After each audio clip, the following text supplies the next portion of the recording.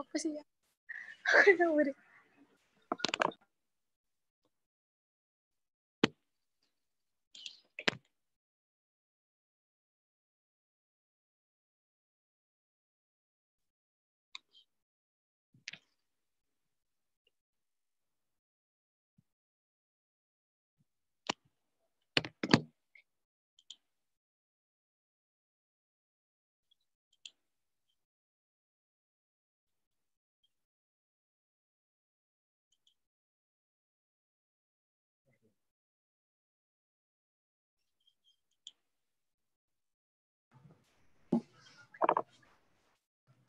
Oke, sudah masuk semuanya. Bisa kami mulai. Assalamualaikum warahmatullahi wabarakatuh. Selamat siang semuanya. Selamat datang dalam webinar yang diadakan oleh Pemprov Asosiasi Bola Tangan Jawa Timur. Kali ini kami akan mengambil tema dengan teknik dasar permainan bola tangan dan latihan teknik permainan bola tangan di masa pandemi COVID-19 ini. Hari ini kami ada 2 pemateri yang sangat luar biasa dan juga berperan penting dalam perkembangan Pusatda Atlet Jawa Timur. Pemateri yang pertama yaitu disampaikan oleh Sugeng Triatmojo SPD, dan pemateri yang kedua nanti akan disampaikan oleh Muhammad Haryanto SPD dengan tema yang sangat menarik, yaitu teknik dasar bola tangan dan juga bagaimana cara kami untuk melatih di masa COVID-19 ini. Oke, sebelum lanjut ke pemateri akan saya sampaikan CV pemateri pertama, yaitu nama Sugeng Triatmojo SPD, tempat tanggal lahir Lamongan 1 Mei 1996, bertempat tinggal di Lamongan, jabatan saat ini di APTI Jawa Timur yaitu sebagai bidang prestasi Pemprov APTI Jawa Timur. Sekaligus pelatih Puslatda Handball Jawa Timur. Dan saat ini sedang menempuh studi S2 Pasca Sarjana Universitas Negeri Surabaya. Untuk sebelum masuk ke pemateri, saya belum memperkenalkan diri. Perkenalkan, nama saya adalah Anjika Tri Pamungkas yang akan memimpin acara pada webinar kali ini. Saya sebagai host. Kebetulan saya sebagai Bendahara Umum APTI Jawa Timur. Langsung saja ke pemateri pertama kepada Sugeng Triatmojo SPD. Waktu dipersilahkan. Baik, terima kasih Mbak Dila.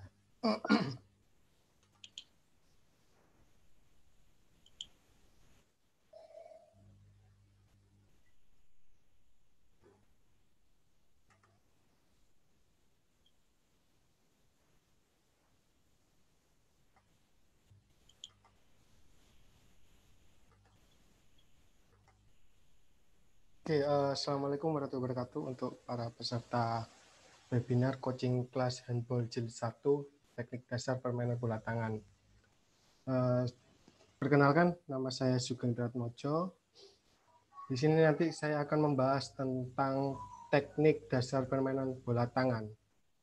Oke, kita lanjut.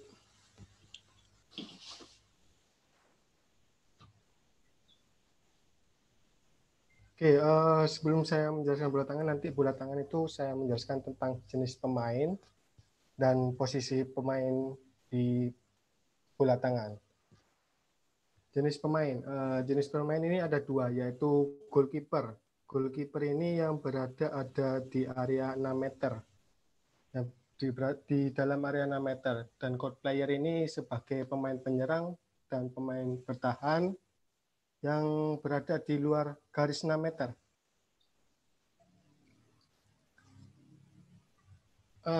Ini posisi pemain.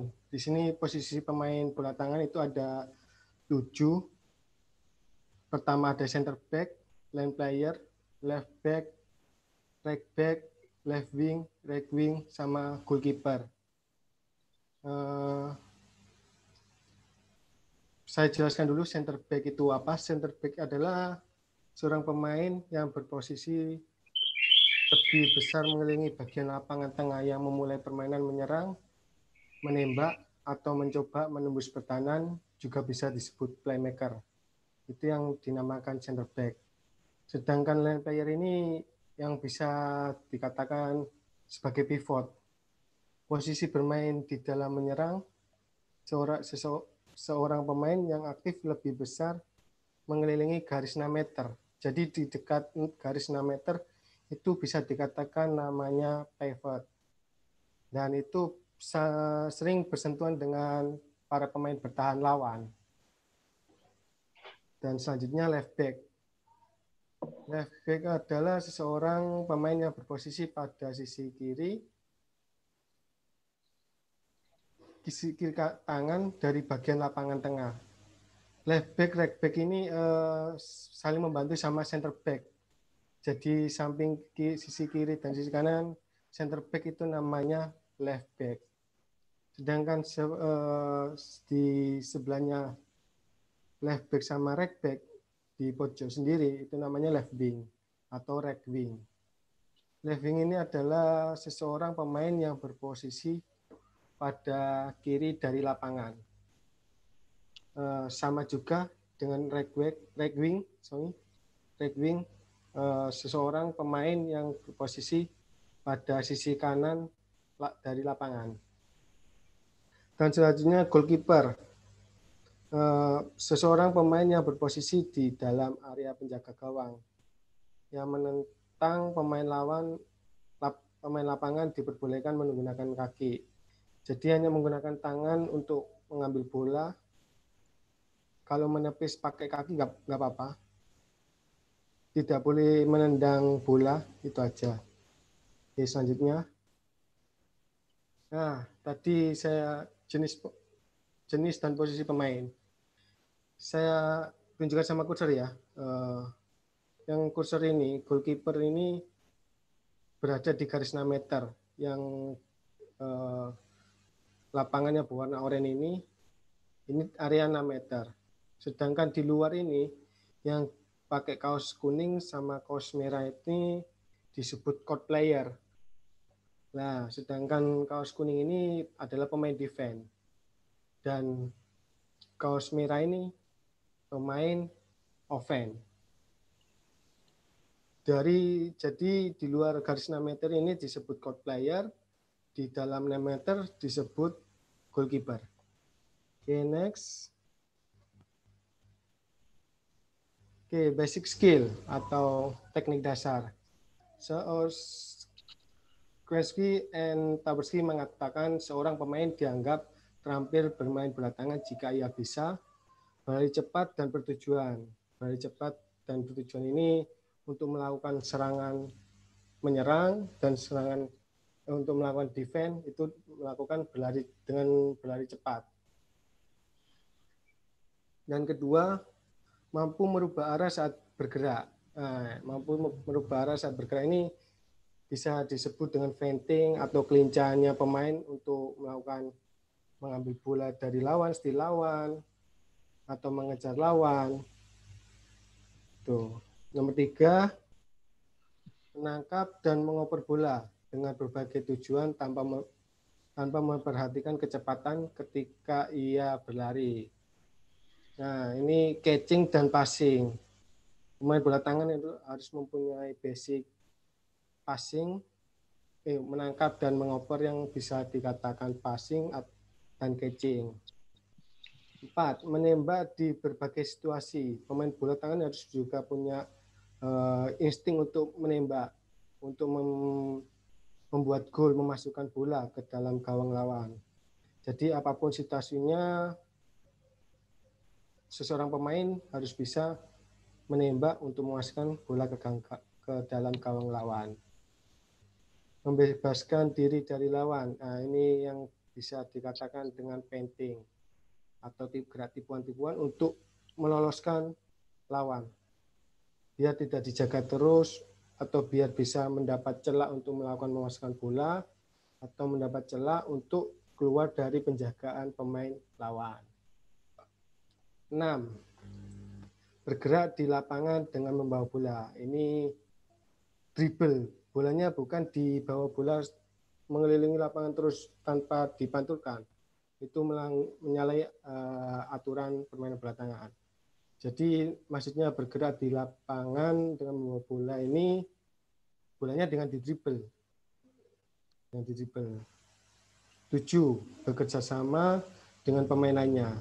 Karena bola tangan ini,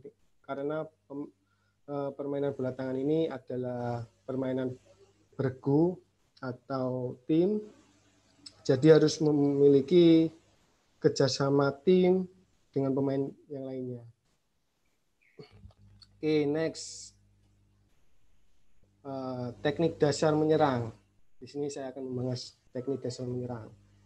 Teknik dasar menyerang itu ada passing atau mengoper, catching atau menangkap, dribble atau yang memantulkan bola ke arah manapun lapangan. Feinting ini gerak tipuan tadi yang saya sedikit bahas, dan shooting atau menembak. Passing dan shooting ini hampir sama, caranya dengan melempar. Permainan bola ini dengan cara melempar, tapi bedanya passing ini sama shooting ini bedanya, kalau passing mengarahnya ke teman, kalau shooting mengarahnya ke gawang. Oke, passing atau mengoper. Bisa disebut mengoper bola kepada pemain tim sendiri. Passing atau mengoper. Dasar passing ada 2, yaitu javelin pass dan set pass. Nah, javelin pass ini passing lurus ke depan dengan tangan swing, tangan ke atas. Sedangkan set pass ini adalah passing atau mengumpan ke samping. Oke, di sini ada videonya untuk javelin pass sama set pass. Nah.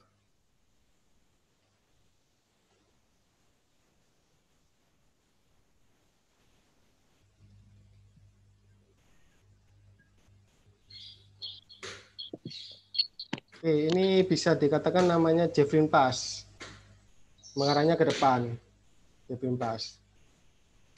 Nah, tangannya itu memutar, swing. Ini teknik dasar passing. Ada javelin pass sama set pass. Saya ulangi lagi.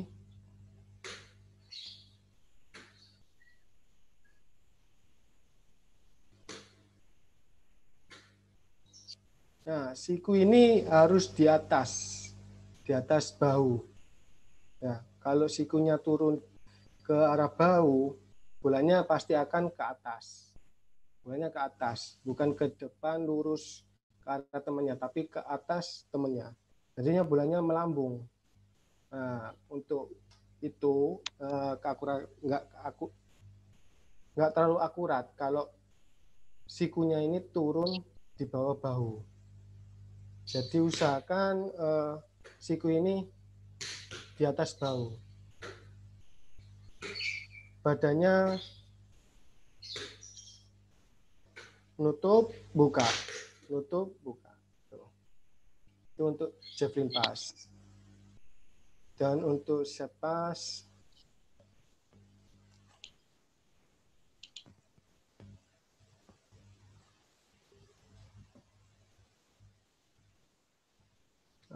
bentar.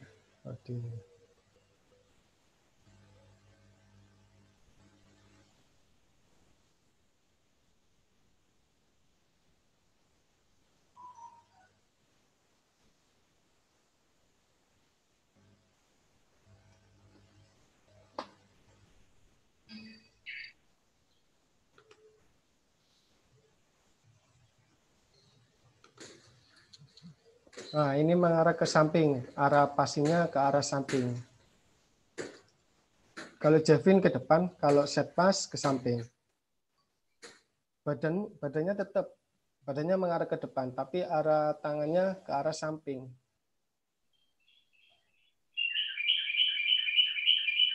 Nutup, buka.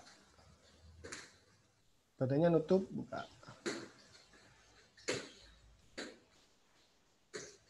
kuncinya sama, kuncinya javelin sama set pass sama. Antara sikunya ini nggak boleh kurang dari bahu. Kalau di bawah bahu, bolanya pasti melempar ke atas. Kalau di atas, bolanya pasti ke depan, ke arah temannya yang mau diumpan. Itu untuk set pass sama javelin. Oke.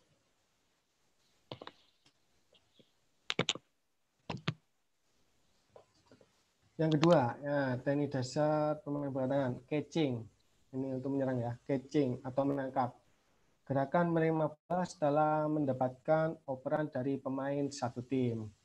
Nah, cara melakukan catching, tangannya juga harus diperhatikan. Karena kalau nggak diperhatikan, biasanya cedera di jari-jarinya.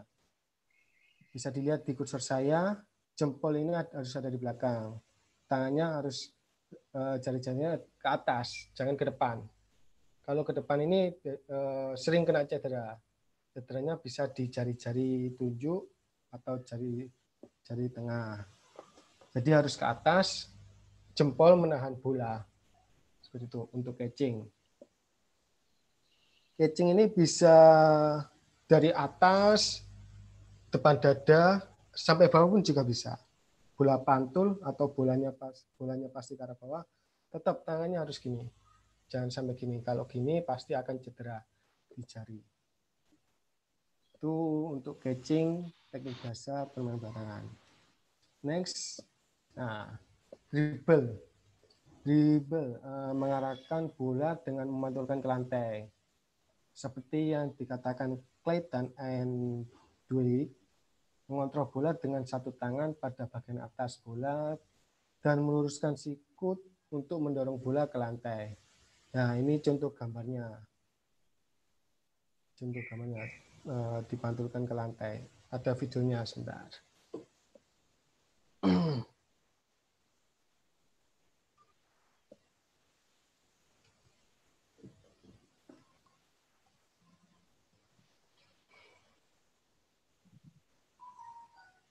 Nah, bola ini juga ada aturannya. Kalau bolanya lebih dari kepala, di atas dada kepala, biasanya double. Bolanya terlalu nempel lama.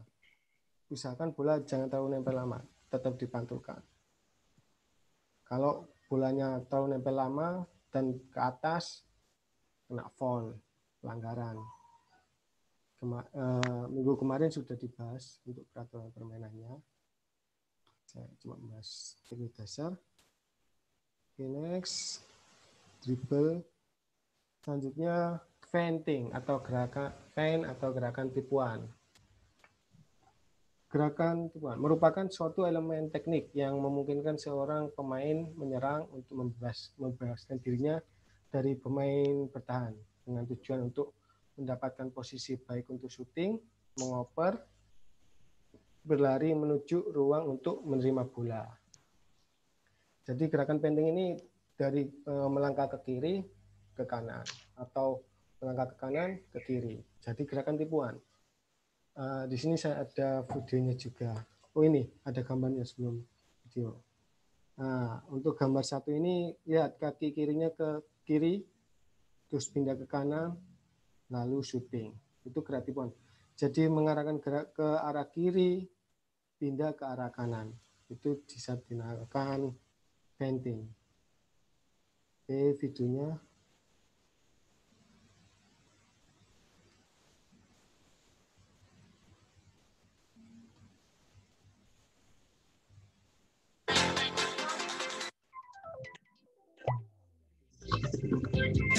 Ya,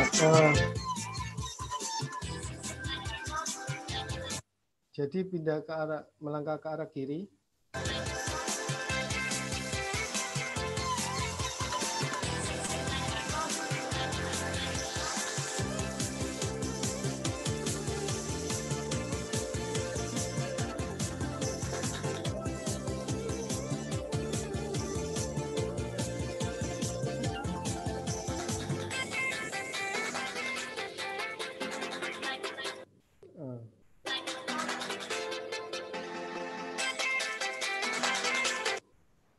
3 step, kiri, kanan, kiri. Kiri jauh, terus kanan, kiri dekat. Itu namanya gerakan penting. Kalau menipunya ke arah kanan, sebaliknya kanan dulu, kiri, lalu kanan. Balikannya. Oke, next.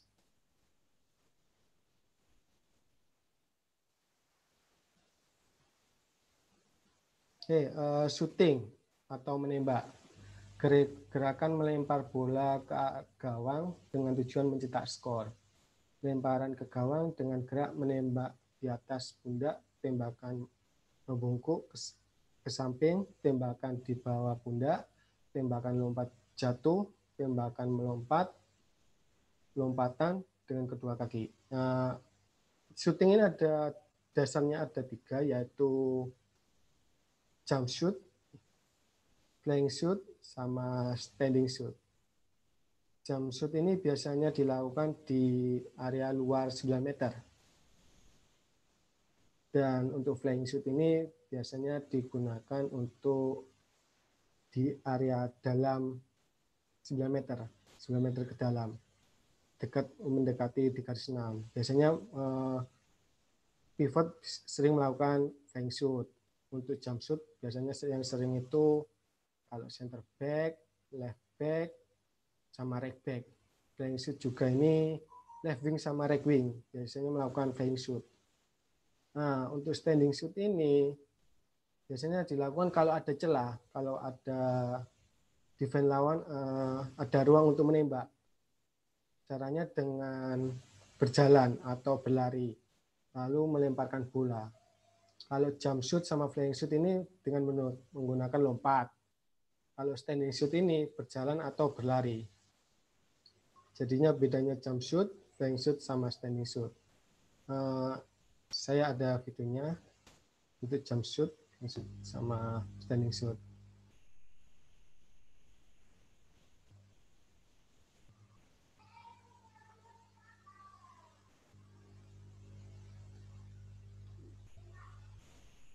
Oke, pertama untuk jump shoot. Cara melakukannya sama kayak seperti venting, tapi ini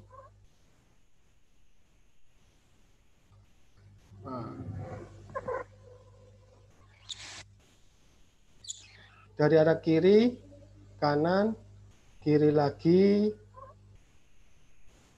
lompat, lempar bola rilis. Ini namanya jump shoot.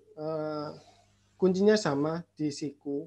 Kalau sikunya di bawah bahu, bolanya pasti akan ke atas. Terus kedua, badannya juga jangan condong ke belakang. Tegak ke atas, bukan condong ke belakang. Biasanya kalau badannya condong ke belakang, bolanya pasti arahnya ke atas.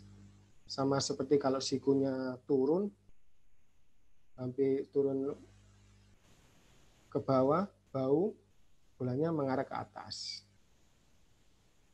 Oke, ini untuk jump shoot.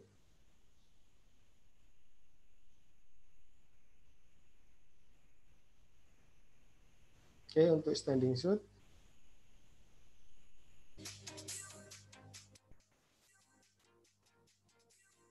Nah,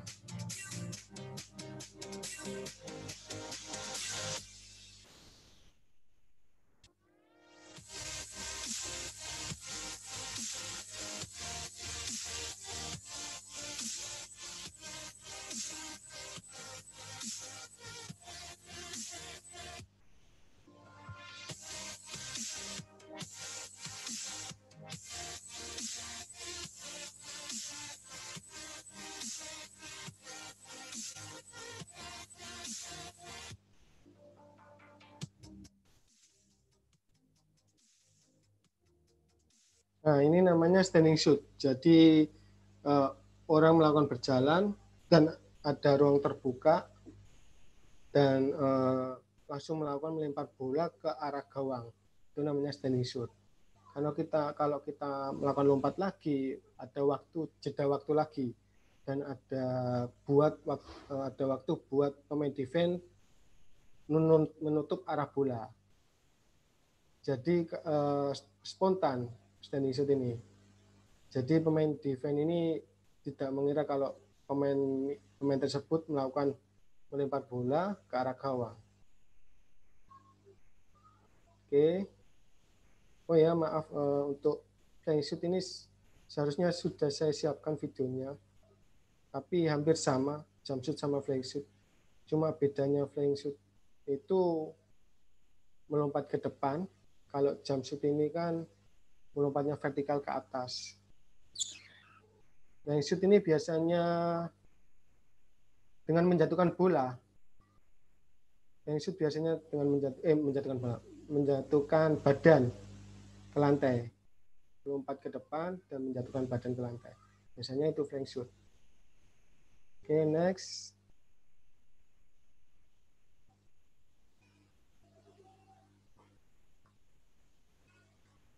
Teknik dasar bertahan. Di sini saya menuju ke teknik dasar bertahan. Di sini ada tackle sama block shoot. Oke, kita langsung ke tackle. Tackle, gerakan menahan tubuh lawan untuk melindungi gawang dari tembakan. Dan ini gambarnya. Gambarnya ini melakukan tackle untuk menahan tubuh lawan untuk melindungi gawang dari tembakan pemain. Nah, ini seharusnya pelanggaran, cuma pelanggaran ringan, cuma foul biasa. Yang ini yang biasanya mendapatkan suspend atau kartu kuning. Tackle yang tidak diperbolehkan, yaitu memegang lawan, tackle dengan di belakang lawan, ini sambil menerjang, dan ini mendorong berlebihan. Jadi kita melakukan tackle itu nggak boleh mendorong, tapi cuma menahan. Nah, gerakan menahan tubuh lawan untuk melindungi gawang dari tembakan. Itu yang dinamakan tackle. Oke, next. Block shoot. Nah, block shoot ini seperti menutupi arah tembakan lawan. Nah, ketika pemain ini melakukan jump shoot, pemain defense ini langsung mententangkan tangannya ke atas untuk menutup arah biar bolanya tidak mengarah ke gawang. Itu yang dinamakan block shoot. Oke, selanjutnya ke teknik dasar goalkeeper. Di sini saya cuma membahas dua, yaitu teknik dasar goalkeeper, yaitu stand sama positioning. Stand ini adalah gerakan persiapan cara berdiri penjaga gawang selama memposisikan diri atau positioning untuk melakukan penyelamatan. Stand ini ada 3, yaitu middle stand, back stand, sama low stand. Nah, middle stand ini biasanya kalau persiapan jika bolanya bola tengah-tengah. Kalau extend ini biasanya kalau di area tendangan 7 meter. Lemparan 7 meter, lemparan 7 meter. Dan low stand ini biasanya kalau bola mengarah ke bawah. Biasanya kiper ini menggunakan kakinya untuk menepis. Bukan menendang ya, tapi untuk menepis, menahan. Oke, next. Positioning. Gerakan seorang penjaga gawang merubah posisinya di depan garis sebagai respon memposisikan terhadap pemain dengan bola ketika dia selalu menatap bola. Maksudnya ini posisinya kiper ini berbeda-beda. Kalau bolanya itu posisinya beda. Kalau posisinya bola posisi wing, pastinya kiper itu mendekat di dekatnya tiang gawang. Mendekat tiang gawang ini untuk menutup arah biar lawan bingung untuk mencari celah untuk melempar bola. Sedangkan untuk jump shoot atau shooting di luar 9 meter, benar.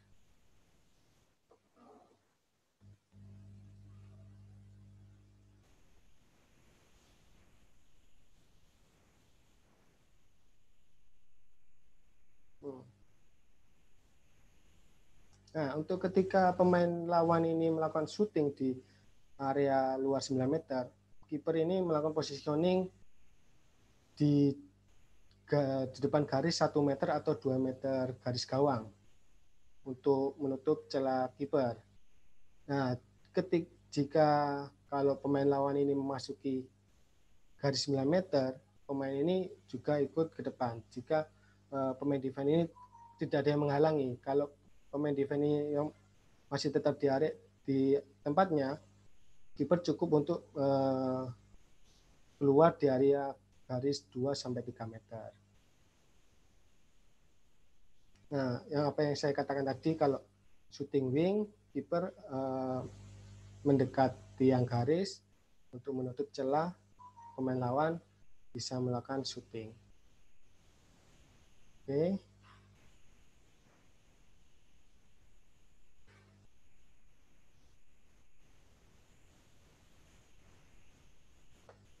Oke, sekian ya itu yang bisa saya jelaskan untuk teknik dasar permainan bola tangan, ya, tentang teknik dasar penyerang, bertahan, dan teknik dasar kiper.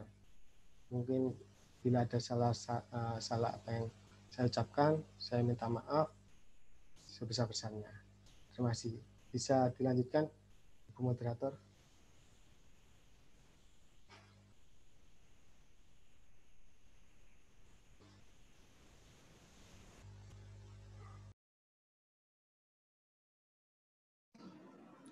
Oke, terima kasih atas penjelasannya bagaimana teknik dasar bermain bola tangan yang benar, dan tadi juga sudah disampaikan kepada teman-teman tentang bagaimana teknik-teknik yang bisa dilakukan, yang bisa dilatih untuk anak didik ataupun atlet yang dilatih saat ini. Oke, untuk informasi bagi teman-teman yang ingin bertanya, silahkan kirim pesan melalui chat. Nanti pertanyaan yang terbaik akan kami sampaikan. Dan nanti jika mungkin banyak yang bertanya dan tidak sempat untuk dijawab semuanya, insya Allah di grup WA akan dijawab oleh pemateri kami. Oke, terima kasih banyak Mas Sugeng atas penjelasan teknik dasar bola tangan tadi yang sangat rinci sekali, ada contoh gambar dan juga videonya. Mungkin untuk mempermudah teman-teman bisa mengilustrasikannya. Selanjutnya yaitu pemateri kedua yang akan disampaikan oleh Muhammad Haryanto SPD, yaitu materi tentang permainan bola tangan di pandemi COVID-19 ini. Saya akan sekilas membacakan kurikulum vitae. Nama Muhammad Haryanto SPD, alamat di Surabaya, Jalan Bangkingan Lakar Santri, tempat tanggal lahir Cancar 3 Juni 1994. Beliau alumni Universitas Negeri Surabaya juga, dan beliau sudah melatih beberapa tim bola tangan yang ada di Jawa Timur, bahkan beliau juga pernah melatih timnas bola tangan Indonesia Road to Asian Games tahun 2018 sebagai asisten coach, dan juga beberapa tim yang sudah dilatih beliau dan bisa menjuarai tingkat daerah, provinsi, ataupun nasional. Oke, langsung saja materi berikutnya, yaitu permainan bola tangan di pandemi COVID-19 ini akan disampaikan oleh Muhammad Haryanto PD. Dipersilahkan. Oke, baik. Terima kasih Mbak Dela. Oke, Assalamualaikum warahmatullahi wabarakatuh. Perkenalkan, saya Muhammad Haryanto. Saat ini keseharian melatih tim Puslada Bola Tangan Jawa Timur bersama Coach Sugeng. Jadi di sini saya membawakan materi tentang bagaimana kita bisa tetap latihan di tengah pandemi COVID-19 ini. Jadi saya lebih share pengalaman yang sudah saya jalani selama kurang lebih 3 bulan terakhir. Karena 3 bulan terakhir, hampir 4 bulan ini, tim Puslada Bola Tangan Jawa Timur tidak bisa latihan secara normal, seperti biasa. Kita hanya bisa melakukan latihan di rumah atau training from home. Jadi Puslada saat ini dibalik.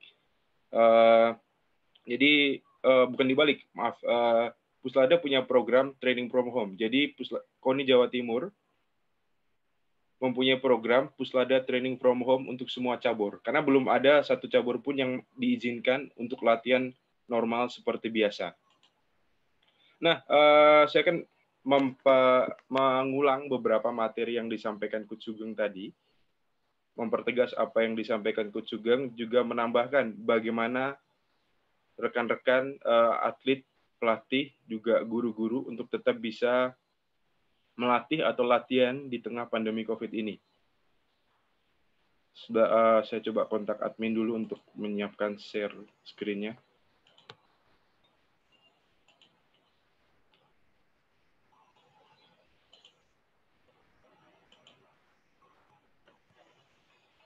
Oke, di sini kita akan fokus ke beberapa latihan teknik, tidak semua. Jadi termasuk terkait pertanyaan rekan-rekan semua. Jadi tidak semua pertanyaan rekan-rekan nanti akan kita jawab karena kita masih punya beberapa webinar lagi ke depannya. Jadi ada pertanyaan yang tidak akan dijawab karena sudah akan disampaikan oleh pemateri selanjutnya. Karena setelah saya, ada beberapa pemateri lain yang akan menyampaikan terkait detail. Jadi nanti setelah webinar ini, nanti akan ada pemateri dari rekan-rekan saya yang di Timnas Asian Games yang lalu, ada Bapak Abdul Qadir dan Irfan Benizar yang akan menyampaikan detail. Nanti ada beberapa webinar yang akan menyampaikan detail sampai ke sistem offense defense itu bagaimana. Jadi rekan-rekan tolong fokus ke materi saja, nanti rekan-rekan kalau mau bertanya, fokus ke materi yang disampaikan. Sehingga apa yang saya sampaikan terkait bagaimana kita bisa latihan teknik bola tangan di masa pandemi COVID-19 ini bisa tersampaikan secara baik dan dapat dipahami.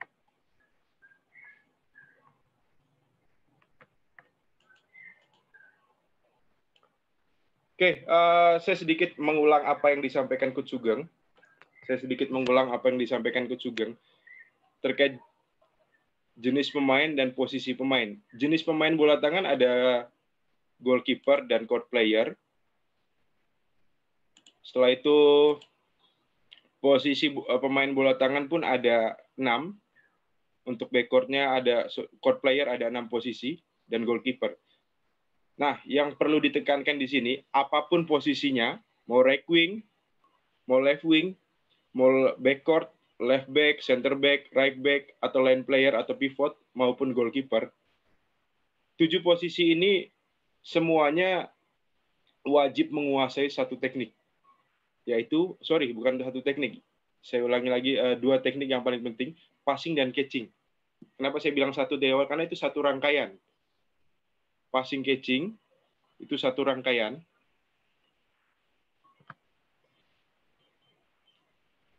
Nah, nanti saya menyampaikan bagaimana kita bisa latihan 5 teknik yang ada ini, baik passing, catching, dribble, feinting, dan shooting, atau bahasa Indonesia menembak kalau shooting. Jadi kita mulai nanti dari passing. Passing itu passing dengan bola dan tanpa bola. Jadi karena beberapa kali ketika saya ngobrol sama rekan-rekan di daerah, ada yang punya problem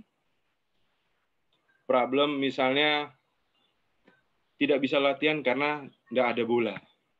Jadi hal-hal seperti itu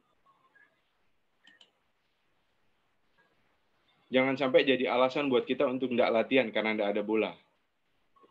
Jadi saya sedikit mengulang terkait passing tadi, javelin pass yang disampaikan Coach Sugeng. Passing intinya yang melempar bola kepada rekan satu tim. Posisi catching. Nah, kita mulai dari bagaimana kita latihan passing tanpa bola. Hal ini saya belajar di masa persiapan Asian Games yang lalu di tahun 2018. Indonesia kedatangan pelatih asing asal Korea yang sudah sukses bersama Kazakhstan, Mr. Yoon Tae-il, pernah juara Asia bersama Kazakhstan dengan mengalahkan negaranya sendiri, Korea. Datang ke Indonesia sebagai pelatih tim putra yang dipersiapkan untuk Asian Games. Saya belajar dari beliau bahwa walaupun kita tanpa ada bola, kita tetap bisa latihan teknik dasar. Yang paling utama, passing catching. Nah, bagaimana latihannya? Kita bisa menggunakan handuk, kita bisa menggunakan rompi, atau bahan-bahan yang kain. Jadi bahan-bahan kain kita bisa pergunakan untuk modifikasi untuk latihan. Contohnya seperti ini.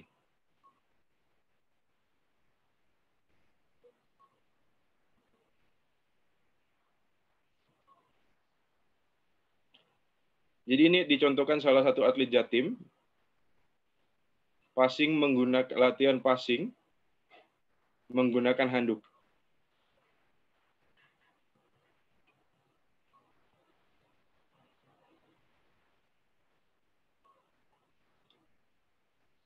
Oke, yang paling penting rekan-rekan juga harus tahu coaching point-nya seperti apa. Yang pertama, posisi kaki tumpuan.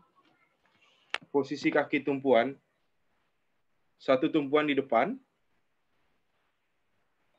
Sebentar, saya coba ulang lagi.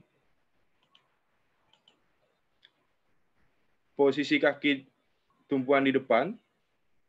Siku atau pundak yang bagian depan buat ngatur posisinya agak rendah atau tinggi, itu dilihat dari pundak. Posisi tangan membentuk huruf L, gampangnya membentuk huruf L. Jadi posisi tangan rekan-rekan bisa agak naik, membentuk huruf L. Lalu diswingkan ke arah depan dengan cepat. Jadi posisi kaki sebagai tumpuan, tangan yang naik membentuk huruf L, diswingkan sampai habis. Swingnya sampai habis. Nah, itu rotasinya mulai dari pundak sampai ke pinggang itu satu gerakan. Jadi tidak boleh putus-putus. Jadi coaching point-nya posisi kaki yang tumpuan satu ke depan, posisi tangan membentuk huruf L. Setelah itu posisi tangan menghadap ke depan. Posisi tangan menghadap ke depan. Berikutnya pundak naik buat ngatur posisi badan kita terlalu rendah, terlalu tinggi, atau udah pas. Badan tidak boleh terlalu tinggi ke atas, juga tidak boleh terlalu rendah. Cukup condong ke depan. Cukup condong ke depan. Coaching point selanjutnya, pundak dan pinggang ketika melakukan gerakan swing, satu gerakan. Tidak boleh terputus-putus atau terpatah-patah. Oke, berikutnya, kalau saya dari yang saya pelajari, dari yang saya dapat dari Mr. Yon, passing itu cuma dibagi dua. Snap sama swing. Snap sama swing. Bedanya snap sama swing tadi mungkin sudah agak dijelaskan sama Coach Sugeng. Snap itu biasa kita pakai untuk passing jarak pendek. Swing itu kita pakai untuk passing jarak jauh atau long pass. Nah, kita sekarang masih passing tanpa bola, tapi kita masuk ke swing.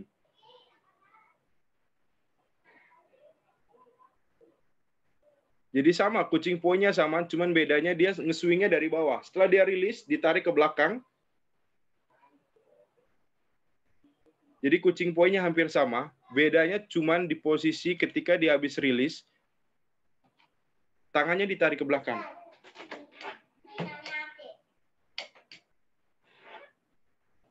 Oke, sebentar. Jadi bedanya cuma posisi tangan. Kalau swing, itu diputar tangannya. Kalau snap, diangkat. Jadi kalau snap itu diangkat. Kalau swing itu diputar. Oke, kita ke selanjutnya yang dengan bola. Oke. Karena dengan kondisi pandemi ini, kita tidak bisa latihan normal di luar rumah. Karena anjuran dari KONI pun atlet Jawa Timur yang ada saat ini dilarang latihan di luar rumah atau di area luar rumah. Jadi anjurannya sebisa mungkin untuk latihan di rumah saja. Nah, bagaimana kita sebagai pelatih untuk kreatif mendesain latihan untuk atlet tetap bisa latihan di rumah dengan mematuhi aturan-aturan yang diberlakukan. Jadi kita bisa memanfaatkan tembok karena kita menjaga jarak dengan orang lain atau menghindari interaksi dengan orang-orang di luar rumah, orang-orang yang tidak serumah. Kecuali mungkin yang punya saudara atlet, yang sama-sama atlet yang serumah mungkin enak. Yang kalau punya saudara bisa latihan bareng di rumah. Nah, yang nggak punya kan kita bisa memanfaatkan tembok sebagai sarana latihan, alat bantu untuk kita latihan. Contohnya seperti ini. Ini passing snap arm. Jadi diangkat, posisi diangkat, jadi bukan diputar ke belakang. Kalau diputar ke belakang nanti swing, ada video di selanjutnya. Jadi kita bisa memanfaatkan area yang ada di rumah untuk kita bisa tetap latihan. Kucing poinnya juga tetap sama, kaki tumpuan, posisi tangan membentuk huruf L, pundak untuk ngatur posisi tinggi rendahnya, sehingga kita bolanya tetap terkontrol. Dan ketika melakukan gerakan pundak coba saya pakai kursor. Nah, posisi pundak sama pinggang satu gerakan. Posisi pundak sama pinggang ini satu gerakan. Coba saya ulang lagi. Satu gerakan. Jadi ketika rilis ya geraknya bareng. Rilis geraknya bareng. Nah, kita geser ke swing. Jadi sama seperti yang tadi, yang saya jelaskan di awal ketika tanpa bola. Nah, ketika dengan bola pun sama. Ketika swing ya berarti ditarik ke belakang, kalau snap diangkat.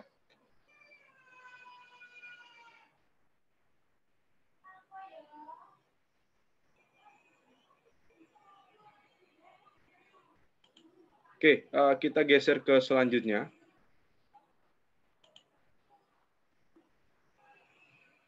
Jadi saya mengulang apa yang disampaikan Coach Sugeng untuk bagaimana kita latihan atau mendesain latihan tetap di rumah. Jadi ini seperti yang saya sampaikan tadi, kita sebisa mungkin mematuhi aturan yang ada. Kita tetap latihan, apalagi mungkin rekan-rekan yang ada di Jawa Timur saat ini persiapan untuk Porprov 2021 sama seperti yang Puslada saat ini persiapan PON ke-20 2020 di Papua. Cuman bedanya waktu. Kalau yang Porprov mungkin di Juli, yang Puslada untuk ke PON kita di Oktober. Jadi di masa pandemi ini sebisa mungkin kita untuk tetap bisa mematuhi aturan yang ada, tapi kita tetap bisa latihan atau melatih sebagaimana mestinya dengan aturan yang ada. Nah, kita bisa memanfaatkan area rumah yang kecil. Jadi ini contohnya salah satu teknik dribble, front dribble atau dribble ke depan. Yang paling penting di sini, kucing poinnya posisi tangan harus selalu posisi ketika membawa bola harus selalu di depan. Jadi seringkali yang terjadi problem posisi tangan ketika melakukan dribble, nah ini ditahan. Jadi tangannya agak ke bawah. Jadi ditahan tangannya agak ke bawah. Nah ini sering jadi foul, jadi pelanggaran ketika dalam pertandingan. Ini sering terjadi. Jadi perlu diperhatikan kita sebagai pelatih ketika atlet melakukan gerakan sebisa mungkin untuk agak lebih detail. Nah, untuk latihan teknik sendiri, mulai dari passing dan sebagainya, untuk memudahkan rekan-rekan untuk mengontrol atlet, misalnya kalau dari Zoom seperti ini agak kurang bisa detail, rekan-rekan bisa meminta atlet untuk mengirimkan video untuk rekan-rekan evaluasi mana yang sudah benar, mana yang masih salah. Jadi karena Zoom juga gambarnya kecil-kecil, kadang-kadang kita terkendala sinyal dan sebagainya, agak kurang. Jadi untuk latihan teknik agak bisa jadi problem kalau misalnya kita terkendala sinyal, gambar terlalu kecil. Jadi kita bisa minta anak-anak atau atlet-atlet kita untuk mengirimkan video. Jadi setelah latihan, di akhir latihan mungkin kita minta anak-anak melakukan beberapa gerakan yang dilakukan hari itu untuk kita evaluasi.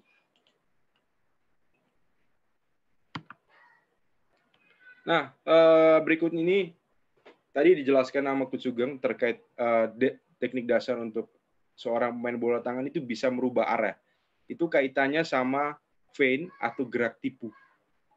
Ini erat kaitannya sama ketika melakukan shooting, termasuk passing juga bisa.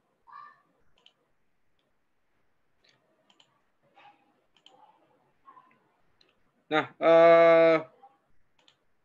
Di sini ada dua video. Di sini ada dua video. Video yang pertama untuk drill-nya dulu. Video yang kedua juga drill-nya juga. Jadi kita bisa latihan untuk ball handling-nya. Karena ketika venting, misalnya kita melakukan venting untuk atlet-atlet, kadang-kadang bolanya lepas sebelum melayang. Itu sering terjadi. Jadi ini ada drill-nya yang bisa dilakukan.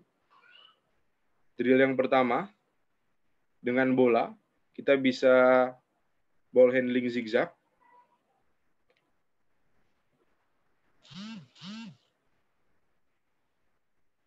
Kucing poinnya, pinggulnya harus agak rendah.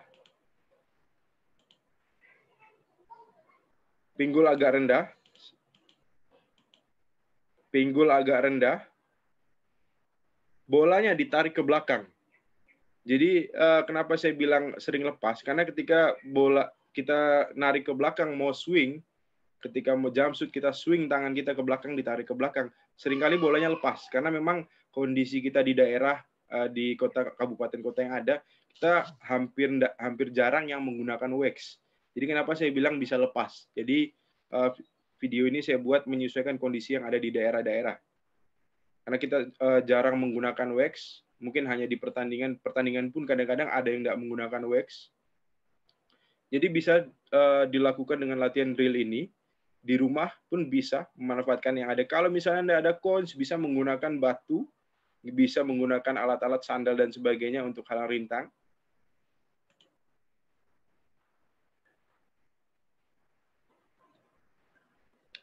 Nah, berikutnya untuk latihan feinting. Jadi ada satu drill lagi tambahan. Drill ini saya dapat dari ketika TC Asian Games yang lalu. Diajarkan oleh Mr. Yun.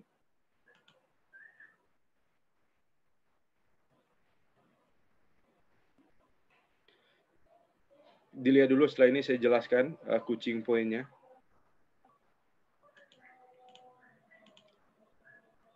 Oke, yang perlu diperhatikan pertama, hampir sama seperti yang tadi ball handling zigzag. Pinggul agak sedikit rendah. Pinggul agak sedikit rendah, badan agak condong ke depan. Pinggul agak sedikit rendah, badan condong ke depan. Posisi pundak, ketika menggerakkan pundak, senatural mungkin. Artinya jangan dibuat-buat. Kalau memang pundaknya masih belum bisa mantul, masih belum bisa dibuat satu gerakan rangkaian, pelan-pelan dulu.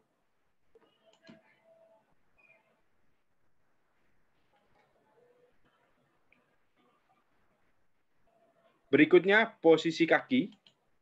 Saya ulang lagi. Posisi kaki tidak sampai silang. Jadi ketika satu yang kiri geser ke kanan, sebelum sampai udah langsung geser. Sebelum sampai kakinya udah langsung geser.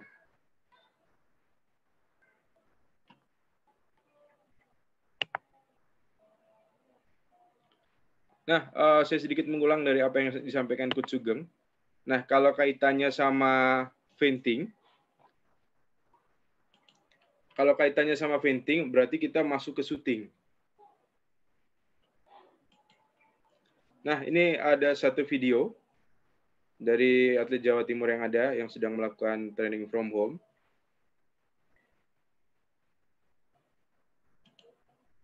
Dilihat dulu.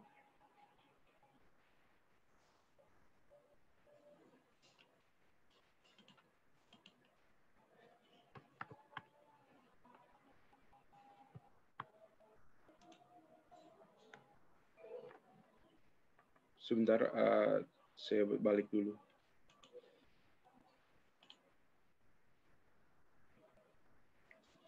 Oke, tolong yang kreatif-kreatif di layar untuk tidak terlalu kreatif dulu. Ditahan dulu kreatifnya. Kita lihat lagi videonya. Oke, ketika jump stop, karena intinya feinting kan untuk gerak menipu. Ketika jump stop, langsung dengan perubahan arah. Artinya seperti yang disampaikan tadi oleh Coach Sugeng, Francis Taborski, instruktur dari IHF menyampaikan bahwa salah satu teknik dasar pemain bola tangan itu bisa merubah gerakan dengan cepat. Itu kaitannya dengan feinting. Jadi ketika jump stop berbarengan, jadi tidak ada jump stop delay baru gerak, tapi langsung ketika jump stop langsung gerak merubah arah dengan cepat.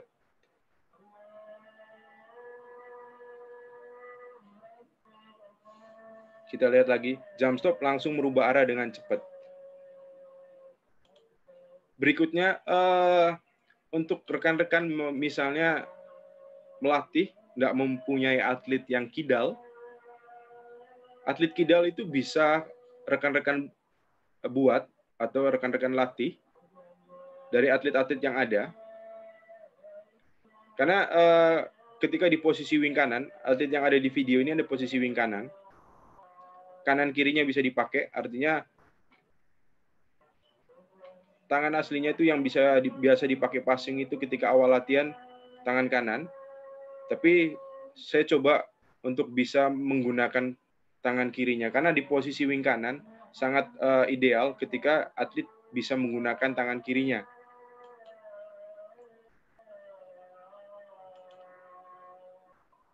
Jadi untuk melatih atlet kidal bisa dilatih sendiri, bisa dibentuk sendiri, sehingga atlet memudahkan ketika dalam pertandingan, utamanya dengan posisi wing kanan atau di posisi bek kanan.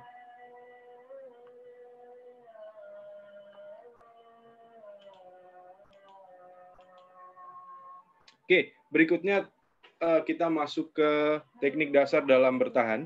Kalau tadi kita sudah saya sudah menjelaskan, kita juga sudah melihat bagaimana untuk teknik dasar dalam bertahan, modifikasinya untuk kita tetap bisa latihan di rumah, apa saja. Nah, sekarang kita masuk ke teknik dasar dalam bertahan. Modifikasinya untuk kita tetap bisa latihan di rumah seperti apa. Yang pertama kita masuk ke tackle dulu.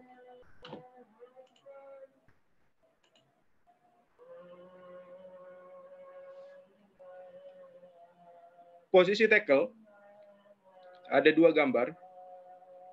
Gambar yang pertama saya pakai kursor.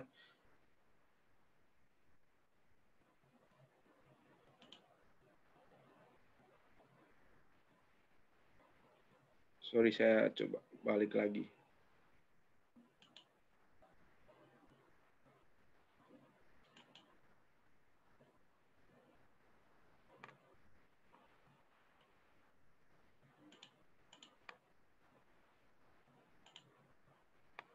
Oke, posisi awal, ini posisi ketika si pemain dalam kondisi belum melepaskan diri. Artinya ketika dia sudah posisi mau melewati,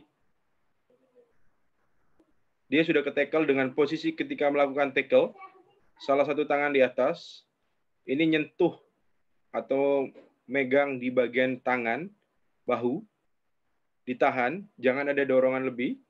Sama, di bagian bawah, di pinggang juga nahan. Nah, ini posisi yang kedua, ketika si pemain sudah berusaha melepaskan diri. Ini seringkali terjadi. Nah, yang kenapa saya bilang tadi seringkali terjadi? Karena posisi ini defense telat untuk tackle. Yang paling penting, ketika sudah posisi 1 lawan 1 seperti ini, sebisa mungkin menahan sekuat tenaga, maksudnya di sini menahan sekuat tenaga, jangan sampai si pemain bisa lepas. Artinya kita jangan sampai mendorong lebih. Maksudnya mendorong lebih karena push, hold, restrain itu foul, pelanggaran. Tapi kalau tackle ini teknik dasar. Teknik dasar gerakan menahan tubuh lawan untuk melindungi gawang dari tebang. Intinya gimana caranya si tangannya si pemain offense ini nggak rilis bolanya. Dia ketahan. Gimana cara dia nggak gerak, dia nggak rilis. Dengan menggunakan gerak tackle. Artinya kalau dia tenaganya lebih, kita juga sebagai pemain defense juga tenaganya harus makin lebih. Ditahan. Ketika sudah melewati seperti ini, badan harus agak geser. Badan harus agak geser. Jadi kita mengikuti gerak si pemain offense. Nanti ada videonya. nggak bisa dimasukkan ke sini, nggak bisa diklik. Nanti video saya share di grup, linknya di grup terkait link videonya. Terus berikutnya kita masuk, ini ada salah satu video, tapi tanpa lawan. Di video tadi dengan lawan karena memang atlet yang ada itu serumah, jadi memungkinkan mereka untuk bersentuhan. Nah, ini kondisi kalau memang nggak bersentuhan, nggak bisa bersentuhan sama rekan-rekan atlet lain, karena memang kondisinya dia sendiri di rumah. Jadi kita bisa memanfaatkan tembok rumah untuk sarana latihan, alat bantu, untuk kita tetap bisa latihan. Jadi anggap aja tembok itu pemain offense.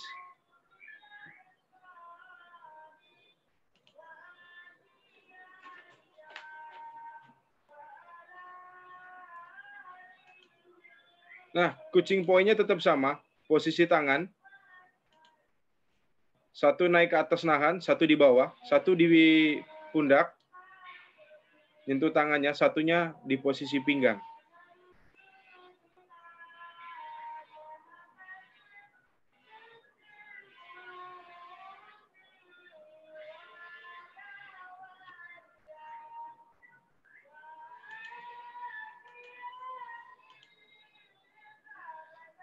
Berikutnya block shoot. Block shoot itu gerakan menutup arah seperti yang disampaikan oleh Coach Sugeng, menutup arah dari tembakan, menutup arah tembakan bola dari lawan. Nah, block shoot itu bisa dilakukan oleh satu atlet, dua atlet, tinggal bagaimana koordinasi defense dengan goalkeeper. Nah, ini yang ada di contoh di gambar, ini ketika defense 1 lawan 1. Posisi tangan jangan sampai terlalu ke depan. Seperti yang ada di gambar, ini agak terlalu ke depan. Ketika tangan defense menjemput ke bola, berarti defensive foul. Jadi defense diusahakan ketika pemain lawan sudah melayang, pasif. Artinya cuman ke arah atas, vertikal ke atas, jangan sampai horizontal ke depan.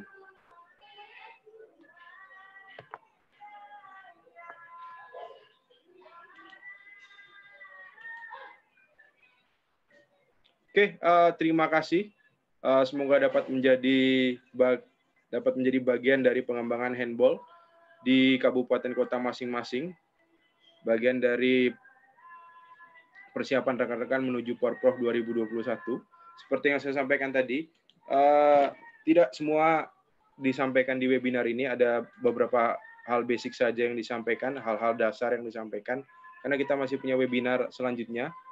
Di webinar kita yang ketiga nanti akan menjelaskan secara detail court player sendiri, goalkeeper sendiri dari tim pelatih Asian Games yang lalu di 2018.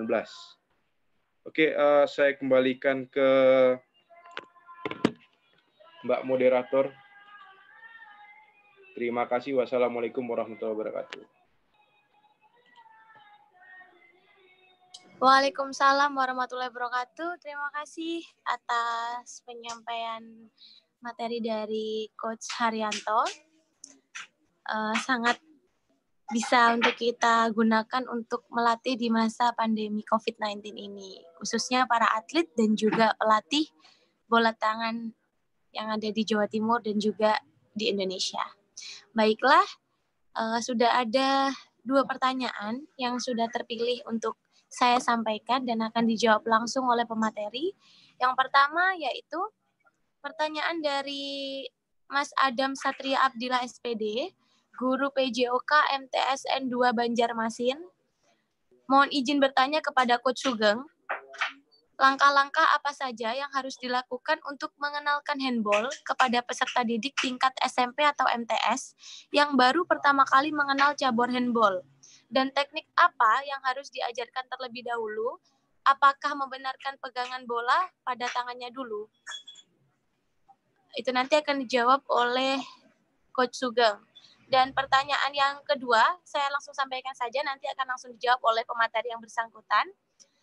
Untuk pertanyaan kedua yaitu dari Anita Wanodia, asal dari Sidoarjo, Guru PJOK Sekolah Dasar. Mau menanyakan kepada Coach Sugeng, jika untuk pembelajaran pada anak-anak sekolah dasar, kira-kira bolehkah permainan bola tangan dimodifikasi? Untuk bola misalnya menggunakan bola voli. Dan untuk lapangannya kira-kira minimal memakai ukuran berapa? Terima kasih. Oke, kedua pertanyaan untuk Coach Sugeng. Mohon untuk dijawab, Coach Sugeng.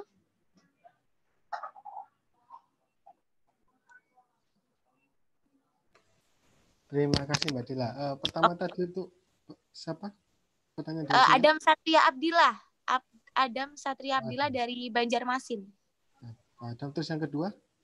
Yang kedua dari Anita Wanodia asal Sidoarjo. Kebetulan Anita, ya? dua-duanya guru PJOK, Coach Sugeng. Oke, terima kasih. Pertama yang saya jawab untuk pertanyaan Pak Adam, langkah-langkah untuk memperkenalkan di sekolahnya. Pertama sih, untuk memperkenalkan di sekolah beda ya, kita sosialisasi dan berprestasi untuk mencetak atlet berprestasi. Kita sosialisasi biasanya di Jawa Timur itu membuat menyenangkan aja untuk murid-murid SMP atau SMA. Jadi tidak membebankan teknik, fisik, taktik. Jadi yang terpenting ya apa yang dikatakan Coach Haryanto tadi, pemain bola tangan itu ya harus bisa passing dan catching. Jadi kita ajari untuk pertama langkah-langkah ya passing dan catching dan posisi pemain. Nah, posisi pemain kenapa? Karena kalau kita tidak memperkenalkan posisi, biasanya anak-anak yang baru itu bermainnya itu nggak teratur, nggak tahu. Nah, jadi yang diutamakan itu posisi apa aja, dan teknik yang harus diperkenalkan pertama itu ya passing dan catching, biar menyenangkan untuk permainan selanjutnya. Oke. Oke, pertanyaan yang kedua. Selanjutnya untuk Bu Anita ya. Iya, Bu Anita Wanodia. Nah, Bu Anita, kalau pembelajaran sih monggo-monggo saja Bu untuk dimodifikasi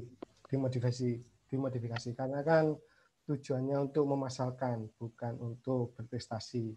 Kalau kita dituntut prestasi, kita harus bolanya harus bola standar, karena itu untuk pertandingan.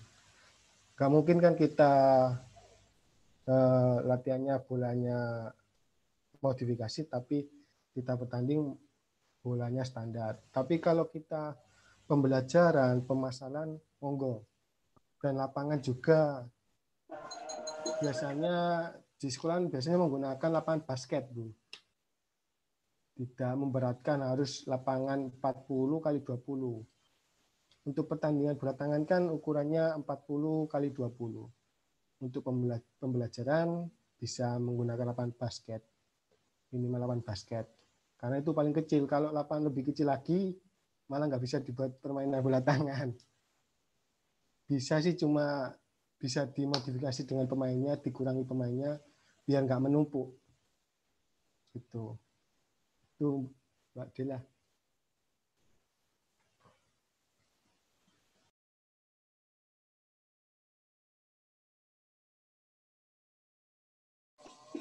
Oke, terima kasih banyak atas penjelasannya, Mas Sugeng. Ini ada pertanyaan terakhir, yaitu dari Mas... mohon maaf, ada dua pertanyaan. Yang pertama yaitu Ragil Joyo dari Depok. Pertanyaan untuk Coach Sugeng lagi, yaitu bagaimana cara melatih pemain yang cabur asalnya menggunakan kaki. Misalnya atlet futsal, sepak bola, agar pemain tersebut tidak kaku ketika berlatih handball dan bisa mengikuti permainan handball yang sebenarnya. Karena futsal itu permainannya menggunakan kaki untuk bermain dengan bola, sedangkan handball sebaliknya. Bisa dikatakan kaku ketika memegang bola, begitu Coach. Dan yang kedua, yang pertanyaan keempat ya, Prasetya Ramadan dari Kabupaten Gresik. Pertanyaannya yaitu kepada Coach Haryanto. Teknik dasar apa yang pertama dilatih pemula atau belajaran untuk kelompok umur 18 sampai 20 tahun? Itu ada 2 pertanyaan, Coach Sugeng dan Coach Har, disilakan. Bisa saya dulu ya? Iya, silakan Coach Sugeng dulu. Untuk Mas Ragil, langkah pertama kita untuk melatih pemain yang awal mulanya bukan asli cabur bola tangan. Semuanya ya kita melakukan latihan teknik dasar dulu, yaitu passing, catching, shooting, sama painting itu agak ke belakang. Kita latihan passing, catching, sama passing, catching, shooting, sama dribbling. Itu yang paling utama dulu untuk melatih atlet yang dari bukan cabur bola tangan menuju ke menekuni olahraga bola tangan. Kita terus sama kita ngasih pemahaman tentang posisi pemain dan peraturan permainan bola tangan. Karena kan peraturannya itu berbeda juga sama yang cabur futsal, terus cabur basket. Basket sih hampir sama. Kalau futsal agak jauh ya. Peraturan permainannya udah berbeda jauh. Yaitu mungkin bisa itu. Jadi pertama kita passing, catching, yang dilatih passing, catching, dribbling, sama pemahaman peraturan permainan. Itu aja. Baik, terima kasih Mbak Dila. Baik, terima kasih Coach Sugeng atas penjelasannya. Selanjutnya untuk Coach Haryanto. Coach Haryanto.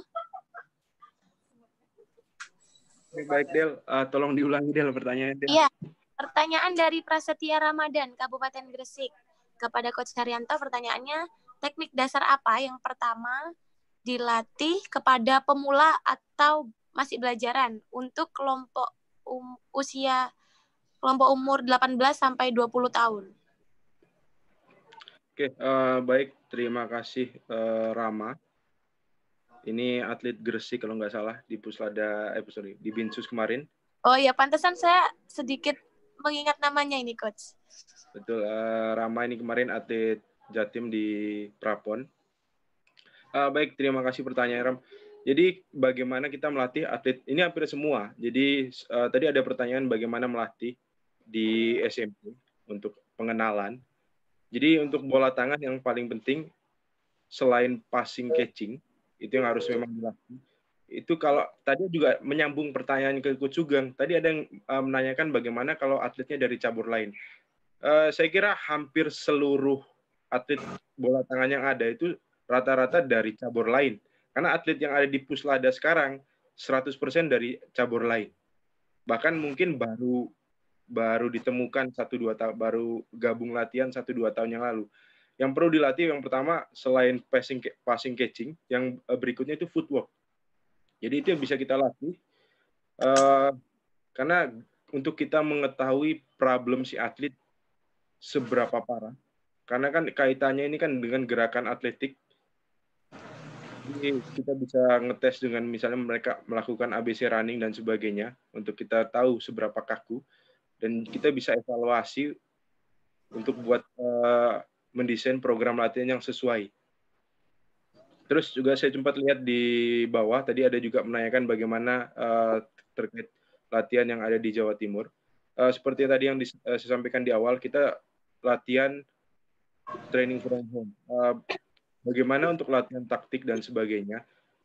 Jawa Timur sudah lewat KONI Jawa Timur sudah menyediakan visual coaching untuk semua pelatih Puslada yang ada, sehingga memungkinkan kita tidak hanya untuk latihan taktik, tidak hanya untuk latihan teknik dan juga fisik, tapi memungkinkan kita juga untuk tetap bisa latihan taktik di masa pandemi COVID-19 ini. Nah, latihan taktiknya seperti apa nanti dan gimana? Nah, itu kita akan bahas di webinar selanjutnya. Jadi untuk Rama tadi, saya ulangi lagi, hal yang pertama yang bisa dilakukan untuk atlet belajaran, karena mungkin kalau pertama kita kasih yang ribet-ribet, pasti mudah bosan, dia pasti akan merasa terbebani karena di awal-awal latihan aja sudah ribet. Jadi mungkin kita kasih yang fun, bisa passing kita modifikasi, kita tambahkan footwork di situ untuk melatih gerakan motoriknya juga. Saya kira cukup itu, Del, dari saya, Del. Saya kembalikan lagi ke Dela. Baik, terima kasih banyak Coach Haryanto. Ini ada pertanyaan terakhir. Ini terakhir, ada 2 pertanyaan, Coach. Namun akan saya gabungkan, mungkin akan digabungkan oleh Coach Haryanto, jawabannya jadi 1. Yang pertama dari Fahrul Rozi, Unipa Surabaya. Teknik passing, feint, dan dribble yang benar gimana ya, Coach? Terus yang kedua ini Reza Bekasi, izin bertanya, bagaimana teknik dribble yang baik? Apakah posisi badan tegak, condong, atau membungkuk? Untuk pemateri kedua, maksud dari swing posisi tangan diputar dari bawah, terus ke depan, atau apakah posisi tangan sudah di atas bahu, tapi posisi tangan ke belakang lalu diputar ke depan? Coach Haryanto sudah paham dengan pertanyaannya? Oke, Del. Oke, silakan dijawab. Oke, pertanyaan pertama. Jadi, bagaimana dribble yang benar? Jadi sebenarnya dribble, kalau kita bicara benar, posturnya agak condong ke depan, tidak terlalu rendah. Posisi tangan menghadap ke depan, artinya tidak seperti dribble basket. Kalau kita dribble seperti cara kita dribble di bola basket, itu foul, itu pelanggaran kalau di bola tangan. Postur agak condong ke depan, tapi tidak membungkuk. Agak sedikit condong ke depan, tidak membungkuk. Dengan posisi tangan selalu di depan, bola selalu di depan. Bola selalu di depan. Nanti video detailnya saya kirimkan ke grup sebagai bahan pedoman rekan-rekan semua. Terus berikutnya, ada yang menanyakan terkait swing, itu dari bawah ke atas, atau dari atas ditarik, terus ditarik lagi ke belakang. Swing itu dari bawah, posisi catching. Jadi swing, makanya tadi kan ada drill lain sebelum feinting. Jadi posisi tangan itu udah ke belakang dulu. Karena ketika kita melakukan shooting, jump shoot, pasti ketika tangan ke belakang, power akan gerakan follow through-nya akan menambah power. Jadi ditarik ke belakang, baru di swing ke depan. Tarik ke belakang itu dari bawah, ke atas, baru ke depan. Nah, bedanya ketika kita snap ditarik ke atas, agak ditarik sedikit ke belakang, dirilis. Jadi perbedaan swing itu ditarik ke belakang, lalu ke atas. Kalau snap langsung ditarik ke atas, baru agak ke belakang sedikit. Oke, Del. Oke, sudah dijawab semuanya. Oke, karena keterbatasan waktu, perlu saya sampaikan untuk link sertifikatnya nanti akan di-share di grup, dan tadi pemateri sudah menyampaikan bahwa akan men-share beberapa video terkait tentang bola tangan yang mungkin nanti akan dibutuhkan untuk para peserta. Alhamdulillah kita sudah mencapai di ujung webinar kali ini, webinar Coaching Clinic Jilid 1 yang diadakan oleh Pemprov Apti Jatim. Terima kasih untuk teman-teman yang sudah berpartisipasi dalam webinar ini. Semoga ilmu yang disampaikan bermanfaat, dan nantinya akan ada webinar Jilid 2. Silahkan pantengin terus dan ikuti terus. Nanti terima kasih untuk pemateri yang sudah menyampaikan, dan teman-teman sampai ketemu di webinar selanjutnya.